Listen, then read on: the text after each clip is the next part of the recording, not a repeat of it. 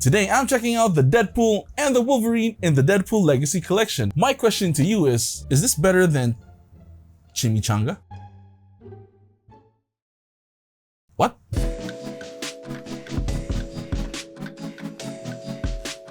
Hey everyone, my name is Kevin and welcome back to the channel. In today's video, we're taking a look at the Deadpool and the Wolverine in the Deadpool Legacy Collection, as I mentioned in that intro. Now, the real question that we have to answer is, 1, is this any good for photography? And 2, are these figures still good in 2024, given that these are reissued figures? I'm really excited to take a look at these figures as 1, Wolverine is my most favorite X-Men and my most favorite Marvel character. 2, I also like Deadpool, my wife loves Deadpool, and we can have tons of awesome photography just because we have Deadpool. Thank you to Imperial Collectibles for the amazing price I got with these figures. Seriously, I bought this for around 3,000 something pesos just because of the Shopee vouchers and because it was on sale on their Shopee page. So making it 1,600 pesos, 1,700 pesos per figure, which is a steal considering these figures are going way above 2,000 right now in Shopee. So pretty blessed. Thank you, Imperial Collectibles. I like these boxes better because it's flat and it's just square. Sides look the same in both for Wolverine and on Deadpool.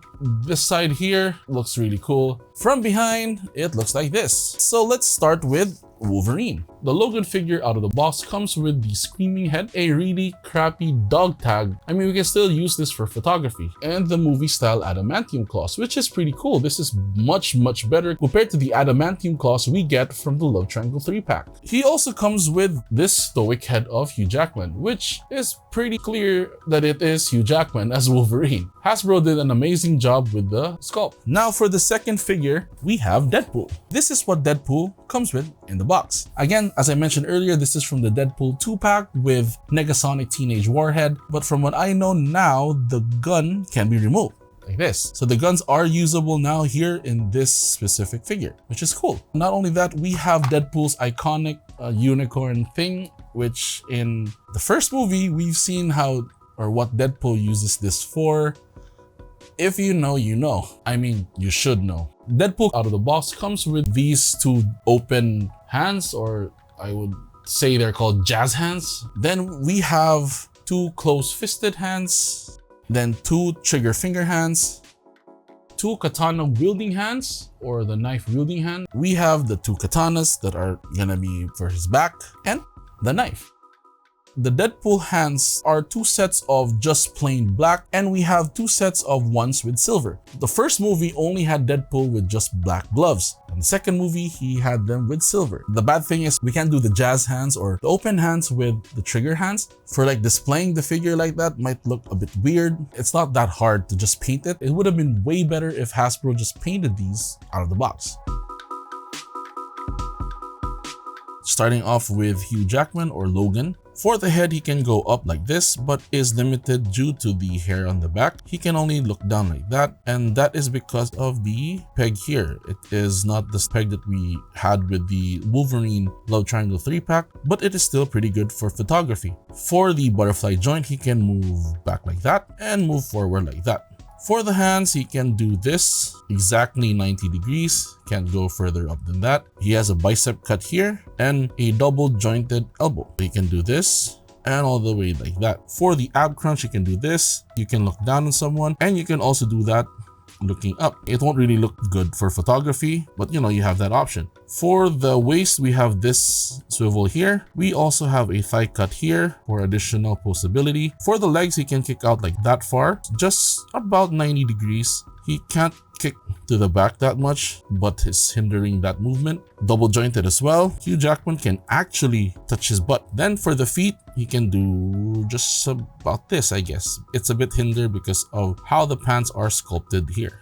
For Deadpool, for the head, we have that kind of motion going up, which is a lot more than Logan. He can also look down. You can actually have him stare down at you. He has butterfly joints as well right here, so you can push him forward like that and push him all the way back like that as well. And for the hands, he can go up more than 90 degrees, which is pretty cool. And he has double jointed elbows right here, so you can go about with this motion.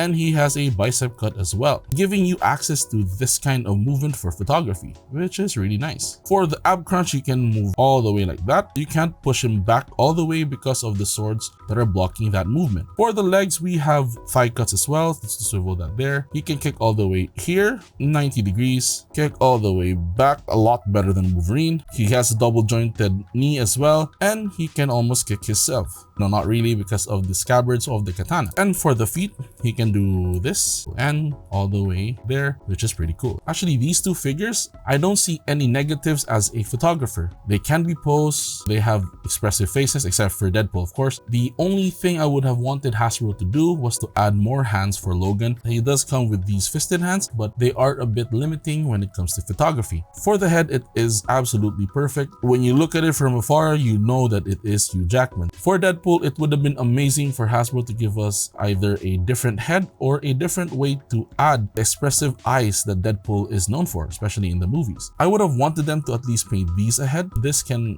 be painted very easily, but that's an additional step for collector and a photographer to do. These figures are really good for me as a collector and as a photographer. I really urge you to buy this if you have not already. For the toy photography section of this video, as I promised to myself, I would make it a bit better so that you can understand and see what the thought process was when I was doing that shot, and as well as a proper seeing of the scene. I will have my A7 IV. This will be my main camera to use to shoot. For the lighting that I will be using for all of the shots, I have two Ulanzi RGB lights, which is an absolute perfect piece of equipment for any photographer. I have used this for artisan photography, keyboard photography, and I've been using it a lot on toy photography. Then I also have this nice photo RGB light stick thing. These are really useful. I have two of these as well, but the Ulanzi one can actually be changed to any spectrum of the RGB. I'm also using my Godox SL60. I bought this so that I can really focus on YouTube, and this has worked not only as my video light, but as well as my ambient light when I do toy photography. I also have this light panel right over here, and I've shown this to you on my last video. Again, I'm not sure what kind of brand that is, but it's very useful. You can control the temperature of the light, meaning you can go really cool to really hot. I set this to 5600 Kelvin, which is the same light as this, which emulates sunlight. So for the first shot, we're gonna let Deadpool sit right here just to mimic the John Wick shot where he was being pointed with lots of guns. So we'll have him sit here. Oh, by the way, before I continue shooting this, I forgot to mention that I did get this. It's a portable humidifier, which has a light on top, or an attachment to have a light on top. So I'm gonna use this for additional lighting. All right, again, I'm using this light here. It's a new light that I got. I think it works really well. So, okay, this is the final look.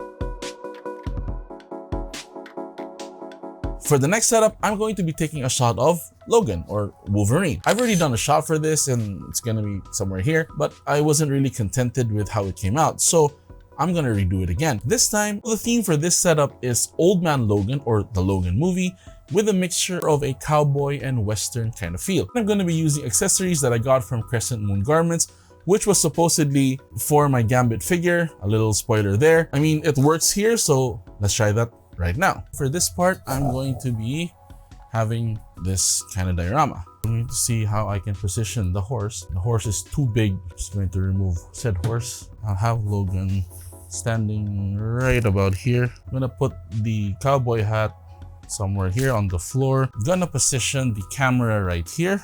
Let me just add more rocks here This side here, I'm gonna add like a rock right over here. And that looks pretty good. Or I can just move this just a tad bit to the left. Wait, I'm gonna turn off this light as well so that we can see how it looks with just ambient lighting.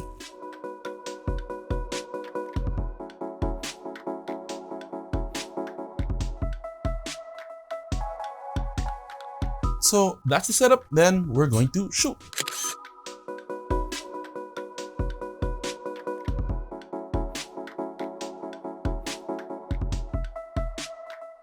For the last shot, I'm going to take a photo of both Deadpool and Wolverine. And if you were wondering why Deadpool has two different hands that did not come with the figure, I got this from the House of X Professor X figure.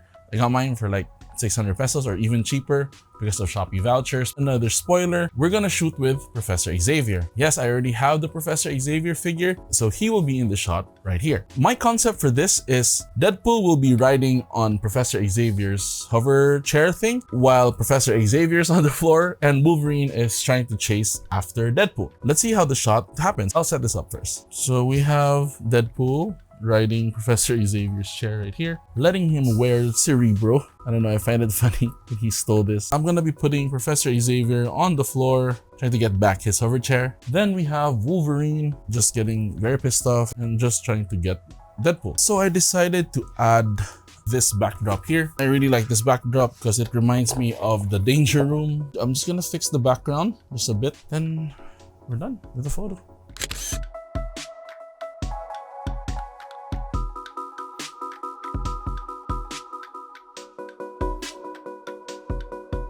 Now, should you be getting this in 2024? In my humble opinion, yes, you should. Both Deadpool and Hugh Jackman Wolverine are amazing. I know these are reissues, and if you have these figures already, maybe you don't need to pick them up, but it depends on you if you really just want something new with the new boxes and stuff. If you already have them, I think you're good. For those collectors who are still starting out, then yes, these are absolutely great figures to add to your collection. For toy photography, these are amazing, as you've seen in the photos that I've already shown. These are really good. I suggest that you get this as soon as possible as these are still relatively affordable. These might skyrocket up in prices because of the Deadpool and Wolverine movie. I'm happy that I bought them and they'll be staying in my collection for the longest time ever, as I love these figures. So that's it for the video. Thank you very much for watching. If you like this kind of content, make sure to subscribe to Kevin Collect and hit the notification bell to get notified on when my videos come out. Like this video if you liked it, and if you didn't, let me know why. If you'd like to see the first episode of To Me, My X-Men, then click this video right here. And another video will be popping out where YouTube thinks that this is good for you. Thank you very much for watching. See you all later. Bye-bye.